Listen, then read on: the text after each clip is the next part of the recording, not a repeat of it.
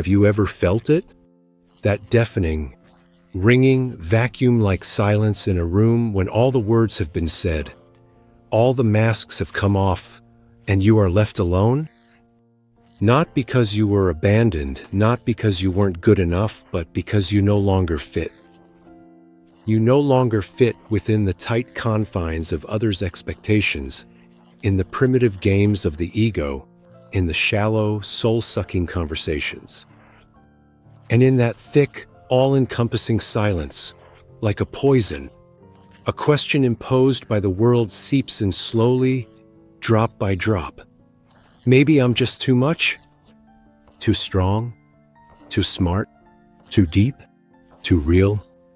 You ask yourself this question in a whisper, in the middle of the night, when no one can hear. And the world, that deafening, shameless chorus of outside opinions, rushes to answer for you. Yes, you are too much. Be simpler, be softer. Don't think so much. Don't feel so deeply. Don't look so intently. Don't be so intimidating. They say it with a smile, with feigned concern. Their words sounding like kind advice, but in reality, they are begging you for one thing. Please dim your light. It's blinding us. Please make yourself smaller so we can feel bigger in comparison. But what if it's all a lie? A dangerous, seductive, destructive lie designed to make you voluntarily commit the most terrible crime, a crime against your own soul? What if your loneliness isn't a sign of your failure, but the price of your clarity? What if it isn't a curse, but a privilege?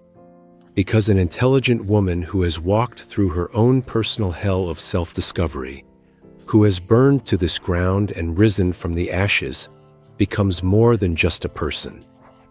She becomes a mirror. A living, merciless, crystal-clear mirror, and few dare to look into this mirror because it doesn't reflect what a man wants to appear to be. It silently, ruthlessly reflects what he actually is. And that image, unvarnished, unfiltered, and stripped of all comforting illusions, is, for many, unbearable. They are not afraid of you. They are in a primal state of terror of the truth you carry within you just by your very presence. Carl Jung said that everything that irritates us about others can lead us to an understanding of ourselves. And you, without even intending to, by the sheer fact of your existence, become their most powerful irritant, a living, breathing reminder of the inner work they haven't done, of the depths they're afraid to dive into, of the honesty they lack, the courage to face. And this is what we must understand today. This is not an instruction manual on how to break your mirror or sprinkle it with dust to make the reflection blurry and comfortable. No, we will talk about why your light makes them hide in the shadows. We will explore the very nature of this fear, dissect it, and stare it in the eye, and we will find a way to change it, not through self-betrayal, but through a radical, all-encompassing, sacred acceptance of your own nature. Because when you understand that your loneliness is not a prison, but a sanctuary protecting your soul from desecration, the entire game will change forever. Let's dive deeper into the very essence of this fear. Why is he afraid? The first, most fundamental reason is the fear of clarity. He isn't afraid that you're smarter than him in an academic sense. He's afraid that your mind robs him of his primary weapon, illusion. A man who has not walked the path to himself, who has not met his own dark side, is accustomed to living in a world of halftones, of things left unsaid, of grand gestures that mean nothing. He has learned to play roles with virtuosity, almost unconsciously. The role of the savior, the conqueror, the mysterious wanderer, the reliable, simple guy. This is his armor, his protective shell, his persona, as Jung would call it. He steps onto the stage of his life, puts on the appropriate mask, and waits for applause, expecting the audience to believe in his character and admire him. And you're sitting in the front row and you see everything. You don't just hear his words. You hear the music behind them. You hear the false notes of insecurity in his voice, the dissonance between what he says and what he feels. Your intuition, sharpened by pain and experience, works like a high-precision instrument. You see the cracks in his shining armor, the rust beneath the paint. You see the fear in the eyes of this self-assured conqueror. You see the desperate loneliness behind the mask of the mysterious wanderer. You don't applaud. You don't rush the stage to save him. You just watch, calmly, attentively, without judgment. And that quiet, clear, undemanding gaze of yours is more terrifying to him than any accusation, any hysterical outburst. He is disarmed. In your presence, his games lose their meaning. His rehearsed lines sound foolish and out of place. His charms, which worked so unfailingly on others, dissipate like morning fog in the direct rays of the sun. And there he stands before you, not a hero, not a knight, but just a man, vulnerable, lost, a naked soul, unready for the encounter he has been thrust into, and it terrifies him. What does he do? He runs. He vanishes, evaporates without explaining why. And later, to his friends or to the next, more comfortable woman, he'll say that you are cold, cynical, too complicated, or just not my type. It is a vital necessity for him to blame the mirror for being distorted, rather than admit that the reflection is true. Because to admit, it would mean to begin the excruciating process of change for which he has neither the strength nor the desire. He is not looking for a woman. He is looking for anesthesia from himself. He is looking for someone who will gladly believe in his fairy tale because she herself is desperately living in an illusion and is afraid of waking up. But you have emerged from illusion. You have walked through the hell of your own disappointments. You have cried all the tears for fairy tales that never came true, and you have burned away all your naive hopes. And now you want only one thing: what is real. And the real, in all its imperfect and sometimes brutal beauty, frightens those who have lived their entire lives in a lie. He is afraid because with you he would have to grow inevitably. Your presence is a silent but inescapable challenge, a challenge to become more honest, deeper, truly stronger, and growth is pain. It's abandoning old, comfortable habits. It's the shattering of the ego. It's meeting one's own shadow, that repressed, rejected part of himself that he has so carefully hidden, even from his own awareness. To him, you are not a quiet harbor in which to hide from the storm. You are the storm, the catalyst for his inner turmoil. And only those who are sick to death of the dead calm of a false, meaningless life are ready for the storm. Now for the second, no less profound, fear. It is the fear of being useless, the fear of the night with no one to save. Our entire culture, all our fairy tales, all our romantic movies are built on the archetypal myth of the weak, incomplete woman who needs to be rescued, protected, provided for. She is the princess in the tower. She is Cinderella waiting for her prince. She is the problem and he is the solution. This dynamic is deeply embedded in the collective unconscious. It gives a man a sense of purpose, validates his masculinity, and feeds his ego. I am needed, therefore I am. And now you appear, a woman who built her own tower, renovated it, installed a smart home system, and is enjoying the view from the window, a woman who bought her own glass slippers and maybe even the entire shoe factory. A woman who doesn't wait for someone to come and solve her problems because she has learned to solve them herself, even if it was through tears, mistakes, and pain. You are your own fortress, your own queen, and the dragon guarding your treasures. You have learned to earn your own money so that no one can ever buy your freedom. You have learned to heal your own wounds so that no one can ever manipulate your pain. You have learned to fill your own life with meaning so that no one can ever become your sole source of it. You are not looking for someone to complete you. You are already whole. You are looking for someone who will resonate with your existing wholeness. And so he stands before you, a knight with nothing to do. His sword rusts in its sheath. His horse chews grass, bewildered. His familiar centuries-old role has been rendered obsolete.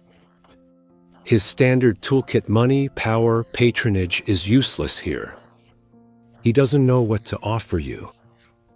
If you don't need his money to survive, his protection to feel safe, his solutions to handle life, then what? What is left for him to give? He would have to offer you the most terrifying, most vulnerable, most precious thing he has.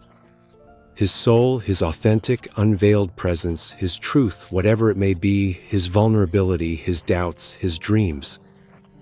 And this paralyzes him because to love out of need is easy. It's a game of power, of control, of mutual dependency. It's an understandable, albeit toxic, contract. I give you resources, you give me admiration and submission. But to love from a place of abundance, as equals with total respect for the other's freedom, it is the highest art mastered by a select few. It requires an incredible inner strength and maturity that he may simply not possess. And so he retreats. He disappears, tossing back a devaluing phrase like, "You're too independent," or "You're too strong." But in the language of the soul, in the language of truth, it translates to this: "I am too weak for your freedom. I don't know how to love a woman who doesn't need to be saved. My love isn't enough to simply be by your side without trying to shrink you down to my size." And the third layer of fear, the darkest, the deepest, the most irrational, the fear of the integrated shadow, the fear of a woman who knows her own darkness. Jung taught that one does not become enlightened by imagining figures of light, but by making the darkness conscious. An intelligent woman who has been through betrayals, losses, and disappointments is a woman who is forced to gaze into her own abyss. There she met her demons, her rage, her jealousy, her envy, her destructive power. She did not suppress them, did not pretend they didn't exist. She looked them in the eye, called them by name, and accepted them as an inseparable part of herself. She has integrated her shadow, and this doesn't make her bad. It makes her incredibly whole. She can be gentle, but she can also be fierce. She can be compassionate, but she can also be mercilessly honest. She doesn't play the game of the good, agreeable girl. She simply is, in all her frightening, multifaceted fullness. She is the living embodiment of both Persephone and Hecate. Man who has not done this work on his own soul lives in an infantile black and white world. He divides women into saints and sinners, angels and witches, wives and mistresses. He seeks pure light in ethereal creature because he is terrified of his own darkness, his own animal nature. And when he meets you, a woman who is not afraid of her shadow, who speaks calmly about uncomfortable things, who doesn't hide her complexity and her sharp edges, he sees in you that very witch, the archetype his culture has taught him to fear and to burn at the stake. He doesn't understand that your ability to see darkness in yourself and in the world is the very source of your wisdom, your strength, and your compassion. He sees it as a threat. Your wholeness seems dangerous to him because it shatters his primitive, infantile ideas about the world and about love. He wants a simple, understandable, predictable woman as a function. But you are a living, breathing, unpredictable universe. He wants someone who will reflect only his bright, heroic sides. But you reflect all of him, including the cowardly, greedy, envious shadow he so desperately tries to hide from himself. And so he runs. He runs from your light because it is too bright, and from your darkness because it is too honest. He is not running from you. He is running from wholeness, from life itself in all its fullness. And so we arrive at the very heart of the labyrinth, to that excruciating, soul-searing question. Asterisk, asterisk, and how do I change it? Asterisk, asterisk. And here, the universe offers you the most important, most fateful choice of your life. The choice between adaptation and authenticity, between self-betrayal and self-loyalty. The world whispers, shouts, and begs from all sides, change, become simpler, dim your light, hide your intelligence behind a sweet, simple smile, pretend to be weak and helpless, laugh at his unfunny jokes, act like you desperately need his help to open that damn jar of pickles. The world is offering you to commit a ritualistic suicide of the soul just to have the illusion of warmth and not be alone. And that is the most terrifying path, a path to nowhere. Because even if you, by breaking yourself, by betraying everything sacred within you, get that relationship, you will lose the most important thing in it, yourself. You will live with a constant dull, aching feeling as if you're wearing clothes that don't fit, as if you're speaking a foreign language, as if your soul is suffocating in a small, stuffy cage. It won't be a life. It will be a slow fading, a poisoning by small doses of lies every single day. You will cease to be alone, but you will become infinitely, screamingly lonely next to another person. Real change is not betrayal. It is not a compromise with your soul. It is an alchemical process. It is a shift to a completely different level of consciousness, and it consists of several sacred steps. Asterisk, asterisk. Step 1. A radical reframing from a curse to a privilege. Asterisk, asterisk. You must stop seeing your loneliness as a curse or a punishment. Please, hear this with all your heart. It is not. See it as your most loyal, most reliable guardian. Your strength, your mind, your energy, this is a sacred purifying fire. And it simply burns away everything that is not real, everything that is false, everything that is shallow, everything that is unworthy of you. It filters out those who come to take, to use, to build themselves up at your expense, those who seek in you a temporary shelter, not an eternal home, those who seek a beautiful reflection, not a real encounter. Your loneliness is not an emptiness. It is a pure, untainted, sacred space that you are keeping for something great. It's like a vault in a Swiss bank with the highest level of security. A random passerby cannot just walk in. Only someone who knows the code can enter, and the code is the residence of the soul. Stop asking, "What's wrong with me?" Start asking, "What is so right with me that all this chaff doesn't stick?"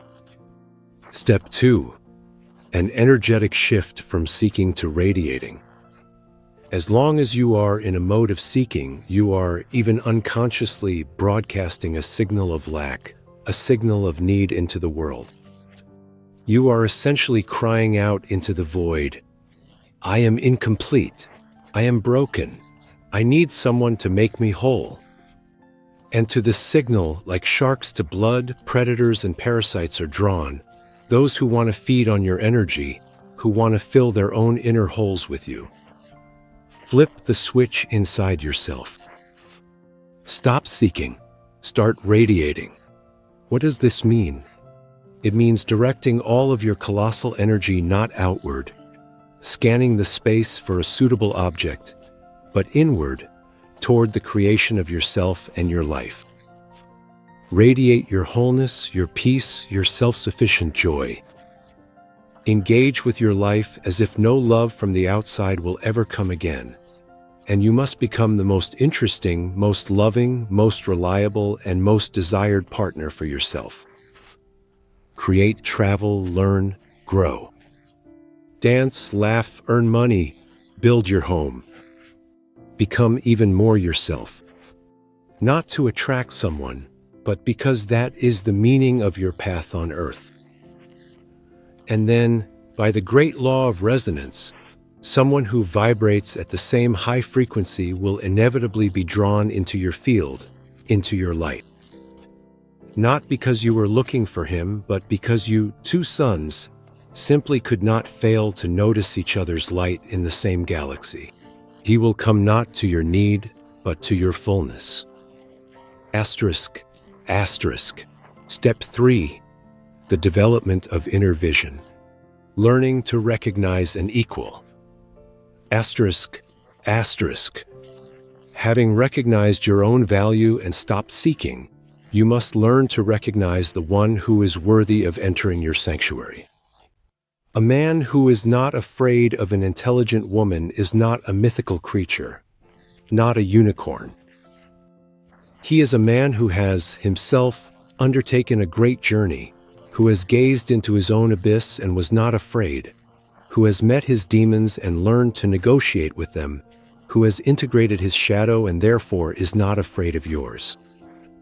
A man in whom his inner feminine, his anima, as Jung would say, is awakened. His intuition, his sensitivity, his capacity for deep empathy. What does he look like? You will feel him not with your mind, but with your entire being, with your whole body. He will not try to impress you with his achievements, his cars, his money. He will sincerely, with a childlike curiosity, try to understand you. He will not be afraid of your pauses in conversation. He will not rush to fill them with nervous chatter. He will enjoy the silence with you, because there is more truth in silence than in 1,000 words. He will not compete with your strength or try to suppress it. He will lean on it as an equal, knowing that your union will only become stronger, a force capable of moving mountains. He will not be afraid of your truth, even if it is bitter and uncomfortable. He will be grateful for it because he too is tired of lies and superficiality. With him, you will not have to become smaller, simpler, dumber. You will want to become even bigger, even brighter, even deeper, because his presence does not limit, but expands your universe. With him, your soul will begin to breathe fully, perhaps for the first time in your life. Such a union is not a transaction between two egos. It is a sacred dance of two souls. It is a rare, precious alchemy, and it cannot happen out of compromise or the fear of being alone. It happens only when you, to the very end, to the last drop of faith, refuse everything that is less than real, mutual, expansive love. Even if the price of that refusal is years of silence. So, if you are alone right now, I beg you, do not despair. Hear this with all your heart. You are not at a dead end. You are not on the sidelines of life. You are on top of a mountain. Yes, the air is thin here. The wind is piercing, and there are not many fellow travelers, but what a view from up here. You see everything clearly without illusions.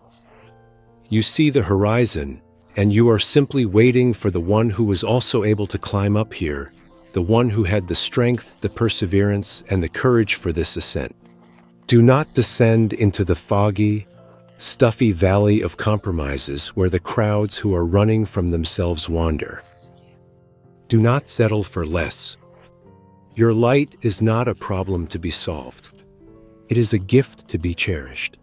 It is your inner lighthouse, and to its light, the ship that is not looking for a quiet, comfortable harbor, but for another equally shining lighthouse will surely come to sail together toward unknown shores. If these words resonated with you, if you recognized your own unspoken story in them, if something inside you said, "Yes, this is about me," it means your soul already knows everything. It just needed permission to believe in its own truth.